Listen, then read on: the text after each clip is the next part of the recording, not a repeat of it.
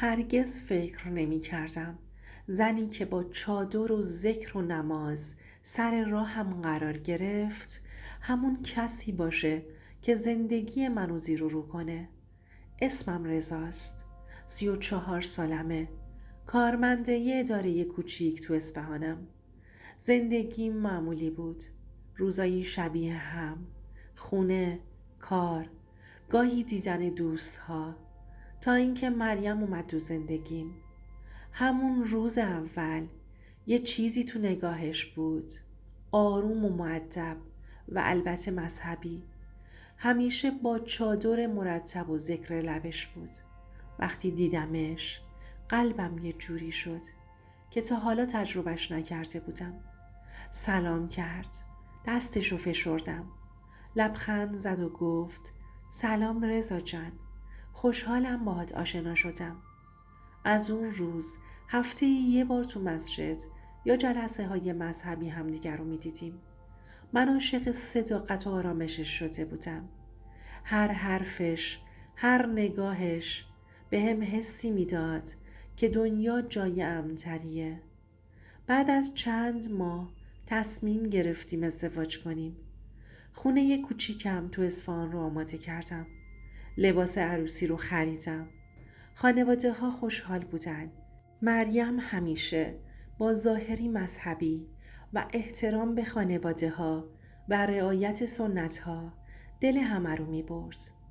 منم هر روز بیشتر عاشقش می شدم.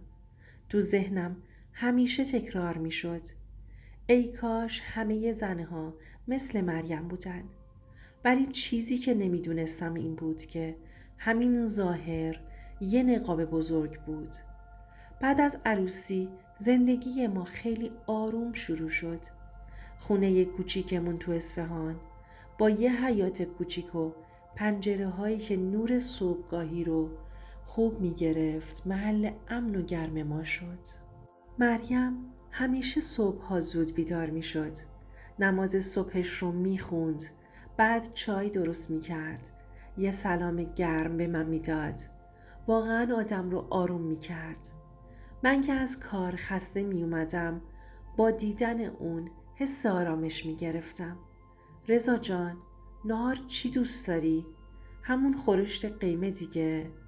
لبخند می زد و می رفت تو آشپزخونه. باورم نمی شد یه زن واقعا میتونه انقدر مراقب و مهربون باشه. حتی وقتی مهمون داشتیم با رعایت کامل آداب مذهبی و احترام به خانواده ها همه رو تحت تاثیر قرار میداد. ولی اولین ترک های نقاب کم کم ظاهر شدن. خیلی آروم و ظریف. مثلا گوشیش همیشه قفل بود. حتی وقتی من کنار دستش بودم. من اول توجه نکردم. گفتم شاید حریم شخصی داشته باشه. ولی بعضی شبها که دیر می اومدم خونه صدای پیامک‌هاش می اومد و سریع گوشیش رو کنار می زاشت. یه بار ازش پرسیدم مریم جان چرا گوشیت رو همیشه قفل می کنی؟ با لبخند شیرین گفت رضا چیز خاصی نیست، فقط عادت منه. منم به خاطر ایمان و اعتمادی که بهش داشتم حرفش رو پذیرفتم. ولی یه حس مبهم تو دلم بود. یه چیزی میگفت مواظب باش. همه چیز اونطوری که به نظر میاد نیست.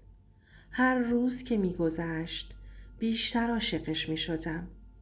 برنامه‌های ساده روزمره، صبحانه با هم، خرید و قدم زدن تو خیابون‌های اصفهان، حس زندگی واقعی رو بهم میداد. ولی همون حس مبهم گاهی مثل سایه‌ای پشت سرم حرکت می‌کرد. یه روز عصر بود. من از اداره برگشتم. خونه کمی ساکت بود. مریم مثل همیشه تو آشپزخونه بود و منو با لبخند استقبال کرد. ولی یه چیزی عجیب بود. گوشیش روی میز افتاده بود. صفحه خاموش بود. اما وقتی نزدیک شدم ناگهان سری برداشتش و قفل کرد. چی شده؟ هیچی، فقط پیام‌های کاری بود. لبخند زد و رفت تو اتاقش. من همون لحظه حس کردم یه چیزی درست نیست. ولی به خودم گفتم رضا زیادی حساس شدی. مریم همیشه همینطوره.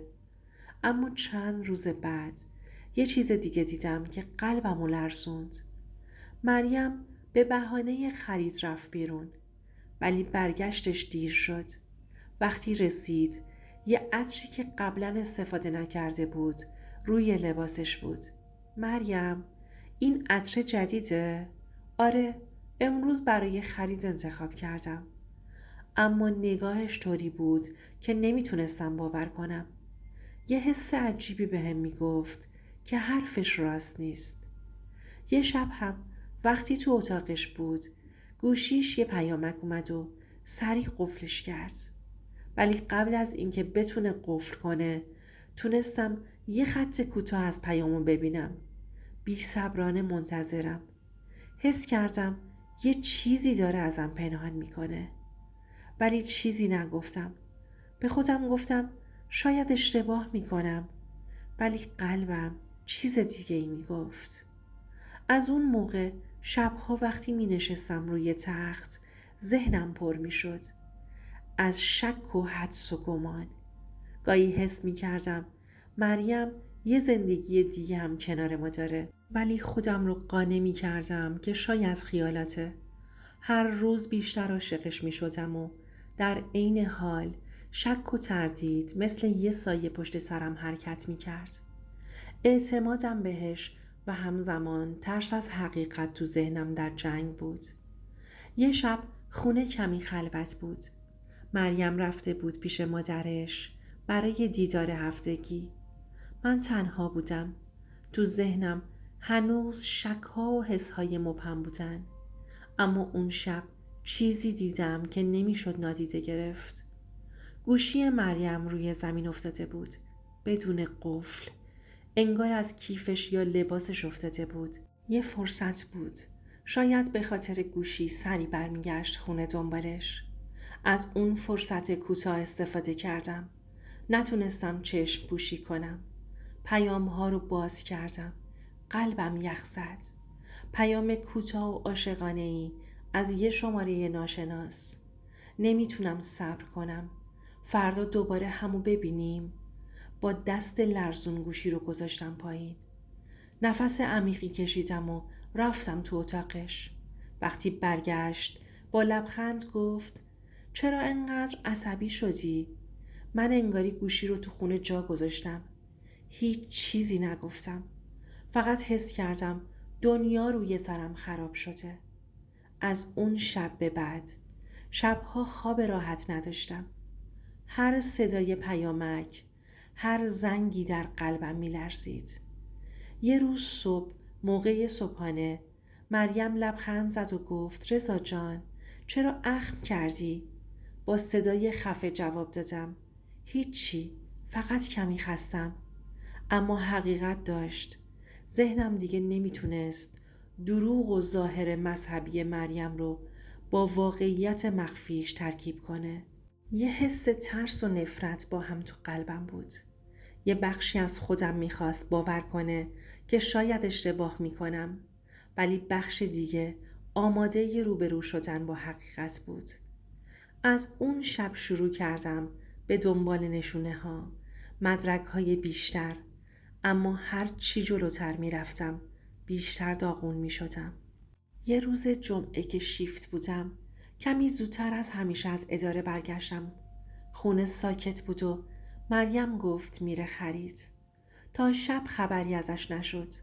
حس عجیبی داشتم، ولی خودم رو قانع می کردم که شاید فقط دیر کرده. شب شد.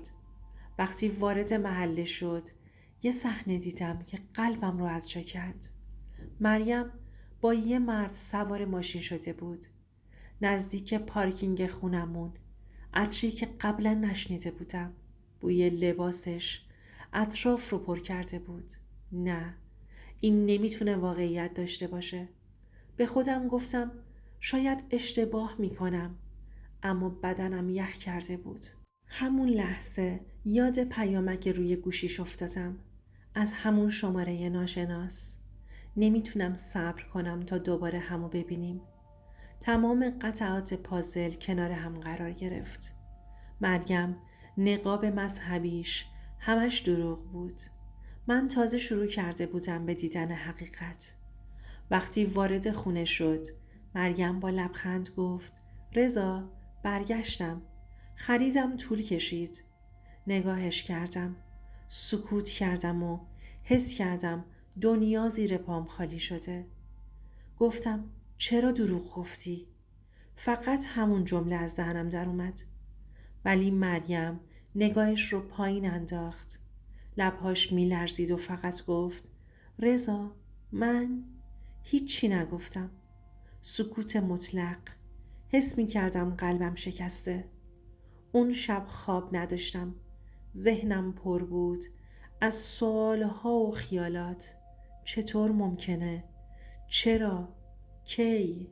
هر لبخندش، هر ذکرش، هر ظاهر مذهبیش، همه فقط یه نقاب بود.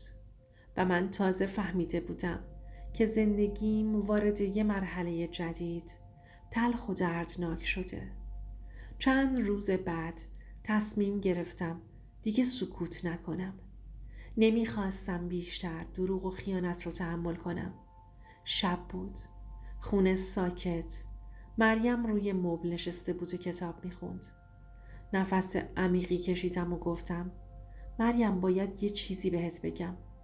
چشمهاش به چشمم دوخته شد. حس کردم یه چیزی توی نگاهش میلرزه. رضا، چیزی شده؟ همه چی رو میدونم. پیام‌ها، ملاقات‌ها، هر چیزی. دیگه دروغات رو نمیتونم تحمل کنم. چشمهاش پر از اشک شد. لبهاش میلرزید و آروم گفت: رضا، من خسته شده بودم از زندگی ساده. دنبال هیجان بودم. یه ظاهر مذهبی. فقط برای آبروم بود. وگرنه... گفتم: وگرنه چی؟ وگرنه یه زندگی دیگه داشتم. کنار کسی که منو جذب خودش کرده بود. حس می کردم دنیا روی سرم خراب شده. هر کلمه‌ای که می گفت مثل چاقو تو قلبم فرو می رفت. به خودم گفتم: این نمیتونه حقیقت داشته باشه. ولی داشت. با صدای خفه گفتم: چطور تونستی این همه وقت نقش بازی کنی؟ چرا به من دروغ گفتی؟ چرا اعتمادمو از بین بردی؟